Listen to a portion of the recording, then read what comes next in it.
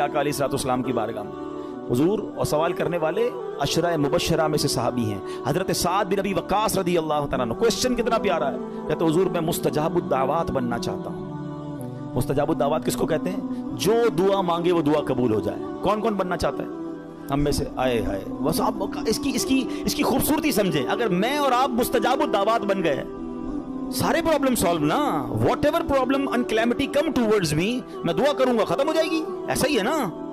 अब नबी पाक अलैहिस्सलाम ने इस ब्यूटीफुल क्वेश्चन का आंसर कोई बहुत बड़ा नहीं दिया। अल्लाह के नबी अलैहिस्सलाम ने वन लाइनर आंसर दिया। आका ने फरमाया, ए साद अपनी गिजा पाकीज़ा कर लो तो मुस्तजाबुद दावात बन जाओगे। हाय हाय, व्हाट अ ब्यूटीफुल वे। बस हमारा निवाला पाकीज़ा हो, हमारा रिस्क पाकीज़ा हो। छोड़ दो मल्टीप्लिकेशन को, यार वो आगे बढ़ गया, मेरा तो फिर 2000 गज का बंगला कैसे बनेगा, तो V8 किधर से लूंगा, तो जनाब इतना ट्रैवल कैसे होगा, ये सब छोड़ दें आप हिम्मत रखिए। और मैं आपको एक और जुमला आज बता देता हूं, जिस शख्स ने हराम को छोड़ा है ना, वो नीचे नहीं गया है। दोबारा शुरू में मैंने क्या कहा था, एक मेरा और आपका कैलकुलेटर है, एक रहमत का कैलकुलेटर है। आप मुझे एक बात का जवाब दें। मैंने कई बार ये वाकया बयान किया, चलो मैं उसको शॉर्ट कर देता हूं। एक मुबल्लिग को एक बंदा मिला और कहता है, जनाब मैं आपका बयान सुना और मुझे जहन बन गया हराम छोड़ने का। यूरोप की बात है। वो कहते हैं मेरे स्टोर पे शराब बिकती है और भी सामान बेचता हूं, लेकिन शराब भी बेचता हूं। मैं शराब बेचना छोड़ूंगा, पैसे ही पूरे नहीं होंगे, किराया ही नहीं निकलेगा, बच्चों का क्या होगा। तो उस मुबल्लिग ने उस बंदे को ये कहा, जो मैं आप सबको और मेरे व्यूअर्स को भी कहना चाहता हूं, कि यार एक बात बताओ, तुम हराम कमा रहे हो? कहता है हाँ, अल्लाह दे रहा है, रोजी मिल रही है। कहाँ मिल रही है? तुम हलाल कमाओगे तो क्या वो रोजी बंद कर देगा? मुझे बताएं ना, रिस्क देने वाला कौन है, राज़िक कौन है?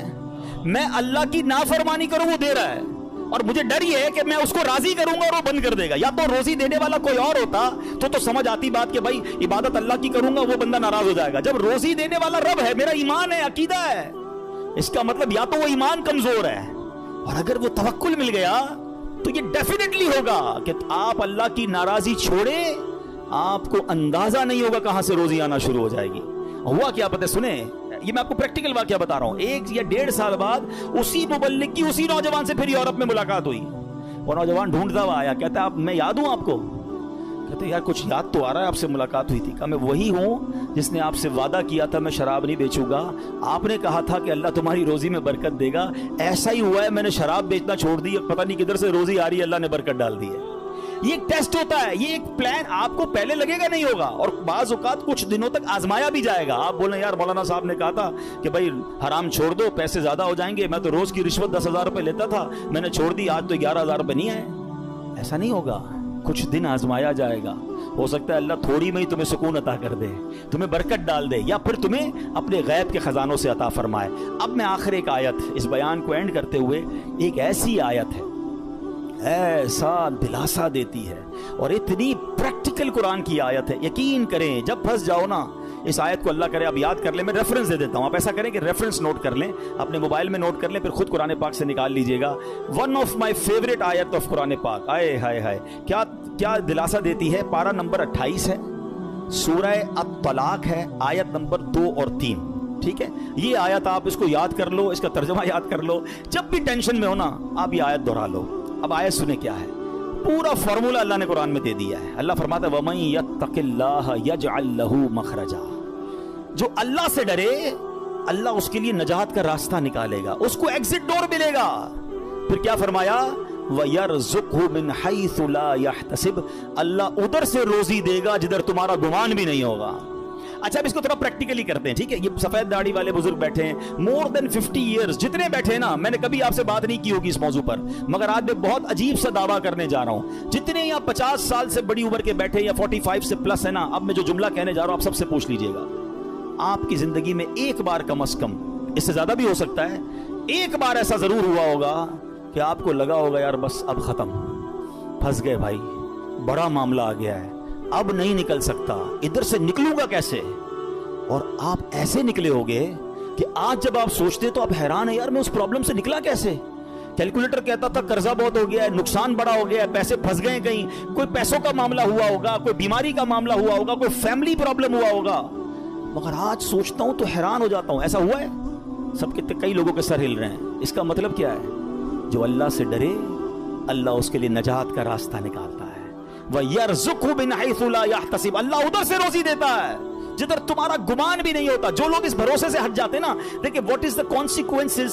اگر ہم توکل کو چھوڑتے تو اس کا پتہ ہے پرابلم کیا ہوتا ہے. میں نے میرے بیان کا ٹاپک آج ہم نے اسی لیے رکھا, توکل ضروری کیوں ہے. آج ڈپریشن بڑھ رہا ہے, آج سوسائڈز بڑھ رہے ہیں, آج لوگ جناب اللہ سے مایوسی کی باتیں کر رہے ہیں. کیوں؟ توکل ختم ہو گیا. توکل ایکچولی اینٹی ڈپریشن ہے. اگر آپ بھروسہ اللہ پر کر لینا, دنیا کی کوئی بھی چیز سامنے آ جائے. ہمیں کسی نے آگ میں نہیں ڈالا, حضرت ابراہیم کو تو آگ میں ڈالا نا. ایسے بہت سارے بدر کا واقعہ ہم نے سنا. 313 لوگوں کو کیا تھا جذبہ؟ توکل تھا کہ اللہ کے نبی ساتھ ہیں, ہم راضی ہیں, اور اللہ نے فرشتے بھیج دیے. تو ایکچولی یہ ڈپریشن سے نکلنا ہے, سوسائڈ کے خیال دماغ میں نہ آئے, تو ہمیں اسٹرانگلی اللہ پر بلیو کرنا ہوگا. یہ آیت بتا رہی ہے وَيَرْزُقْهُ مِنْ حَيْثُ لَا يَحْتَسِبُ, اللہ ادھر سے روزی دے گا ادھر تمہارا گمان بھی نہیں ہوگا. پھر اللہ آگے کیا فرماتا ہے؟ وَمَن يَتَوَكَّلْ عَلَى اللَّهِ فَهُوَ حَسْبُهُ, جو اللہ پر بھروسہ کرے اللہ اس کے لیے کافی ہے. Actually this is the message of Quran. Allah پر بھروسہ نہیں ہے تو آپ پریشان ہی رہیں گے, اور اللہ پر بھروسہ کر لیں پھر دیکھیں آپ کیسے نکلتے ہیں. ہم دنیا والوں کو اپنی پرابلمز بتاتے ہیں. میں آج آخر میں آپ کو ایک بات بتانا چاہتا ہوں, نہ بتایا کرو دنیا والوں کو اپنے مسائل. ہاں, مت بات کیا کرو.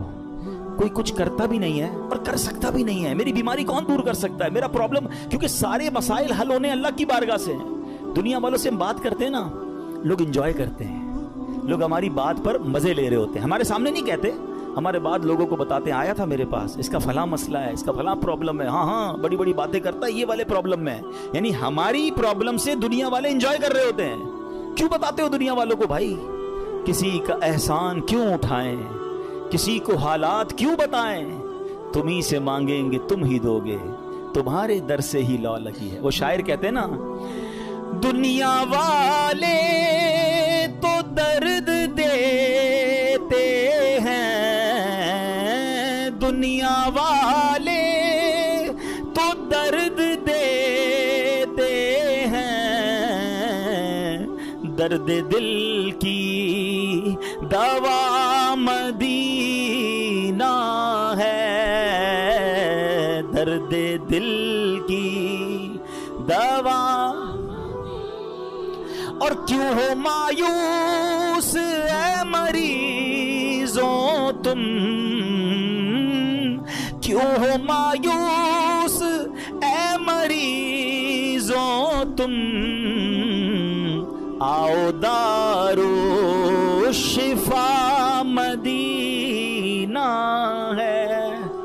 تو ہمیں اللہ اور اس کے رسول کی طرف نظر رکھنی ہے. ہم نے دنیا والوں کو نہیں بتانا ہے. تو ہمیں اللہ پر جب بھروسہ ہوگا نا, میں آپ کو مشورہ دیتا ہوں, آپ اللہ سے باتیں کیا کرو.